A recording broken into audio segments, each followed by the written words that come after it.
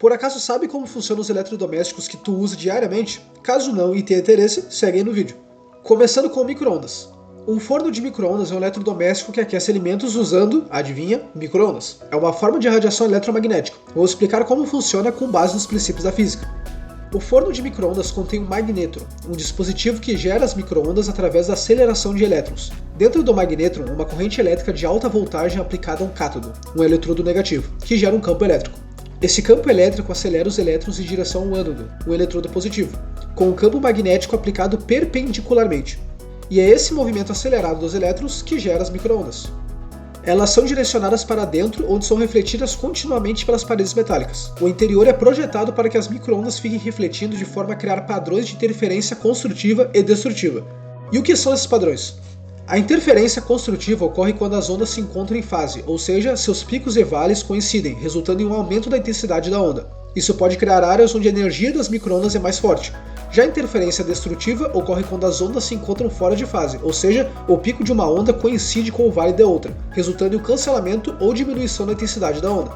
Isso significa que certas regiões terão campos elétricos mais fortes, enquanto outras terão campos elétricos mais fracos. Quando as micro-ondas são absorvidas pelos alimentos, elas causam a vibração das moléculas de água, gorduras e açúcares, aumentando a energia cinética que gera calor por fricção interna, que resulta no aquecimento uniforme dos alimentos de dentro para fora, ao contrário dos métodos de aquecimento convencionais. Agora vamos entender o forno elétrico. Bem, o forno elétrico é utilizado para preparar alimentos através do calor gerado por resistências elétricas, baseando-se em princípios fundamentais da física, especialmente os relacionados à transferência de calor e à eletricidade. O forno elétrico possui uma ou mais resistências elétricas geralmente localizadas na parte superior e inferior do forno. Essas resistências são feitas de fios metálicos, como o níquel-cromo, que tem alta resistividade elétrica, que é a sua capacidade de resistir ao fluxo de corrente elétrica. Quando a corrente passa através das resistências, elas geram calor devido ao efeito Joule, que é a transformação de energia elétrica em calor devido ao atrito dos elétrons em movimento com os átomos do material condutor. O calor gerado pelas resistências é transferido para os alimentos de três maneiras principais: condução, convecção e radiação. Condução, que é o calor transferido diretamente das resistências para os alimentos através das paredes metálicas do forno e dos recipientes de cozimento. Também a convecção, o ar dentro do forno é aquecido pelas resistências e sobe, criando correntes de ar quente que circulam ao redor dos alimentos. Esse processo de convecção ajuda a distribuir o calor de forma mais uniforme. E a radiação, que são as ondas de calor emitidas diretamente pelas resistências e pelas paredes do forno, aquecendo os alimentos por radiação térmica. Os fornos elétricos, obviamente, possuem controles de temperatura e tempo, e é aí que entram os termostatos, que regulam o fornecimento de energia elétrica para as resistências, mantendo a temperatura interna do forno dentro do configurado. O uso de um forno elétrico é relativamente eficiente em termos de energia, uma vez que a eletricidade é convertida diretamente em calor, sem perdas significativas. Porém, isso não quer dizer que não gaste muita energia, mas sim que ele é eficiente no uso da mesma. Agora a geladeira. Ela também funciona com base em princípios da física, especialmente os relacionados à transferência de calor e ao ciclo de refrigeração. O funcionamento de uma geladeira baseia-se no ciclo de refrigeração por compressão de vapor, que envolve a circulação de um refrigerante através de diferentes estados de pressão e temperatura para remover o calor do interior da geladeira. E o que é esse refrigerante? Tem Sprite e Pepsi na geladeira? Não é o caso. Feita a piadinha besta, os refrigerantes usados hoje principalmente são hidrofluorocarbonetos, como o R410A, esse código é o nome comercial, tá? Que é uma mistura de difluorometano, que é um átomo de carbono e 2 de hidrogênio, e 2 de flúor, CH2F2, com o pentafluoretano, composto por 2 átomos de carbono, 1 de hidrogênio e 5 de flúor, C2HF5. Embora já se busque por fontes mais ecologicamente parceiras, como a amônia, 1 nitrogênio com 3 hidrogênios, NH3. O ciclo começa com a compressão do refrigerante em estado gasoso, aumentando sua pressão e temperatura. Em seguida, o refrigerante comprimido passa pelo condensador, onde perde calor para o ambiente circundante. Isso faz com que o refrigerante se condense e se transforme em líquido de alta pressão. O líquido refrigerante de alta pressão e temperatura é então conduzido para o dispositivo de expansão, como uma válvula de expansão termostática. Neste ponto, o refrigerante passa por uma rápida expansão, reduzindo sua pressão e temperatura.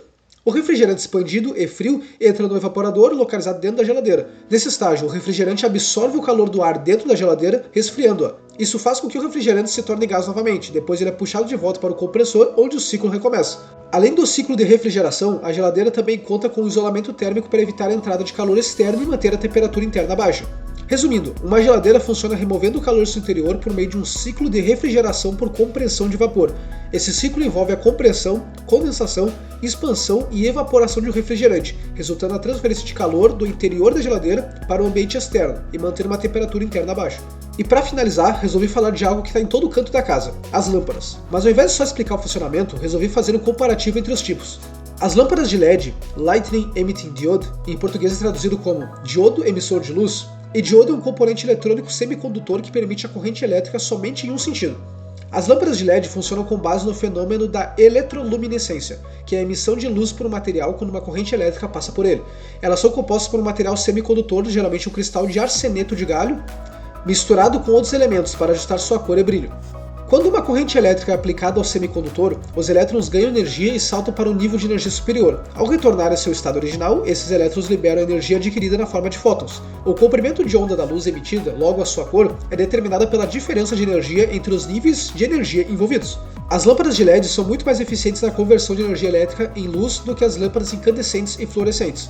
Enquanto as lâmpadas incandescentes, que funcionam através do aquecimento de um filamento de tungstênio até que ele emita luz, convertem apenas cerca de 5% da energia consumida em luz e o restante em calor. E a fluorescente compacta, a conversão de luz fica de 60% a 70%. Já as lâmpadas de LED podem converter até 80% da energia em luz, aumentando e muito a eficiência de energia. Até a vida útil das lâmpadas de LED ganham de braçada em comparação com outras lâmpadas. Enquanto uma lâmpada incandescente dura em média 1000 horas e uma lâmpada fluorescente dura cerca de 8000 horas, uma lâmpada de LED pode durar até 25.000 horas ou mais. E por produzir menos calor em comparação com outros tipos, como já mencionado, pode resultar em economia adicional de energia com sistemas de refrigeração em ambientes iluminados. Para ilustrar a eficiência das lâmpadas de LED em comparação com as lâmpadas incandescentes e fluorescentes, vamos fazer uns cálculos de leve.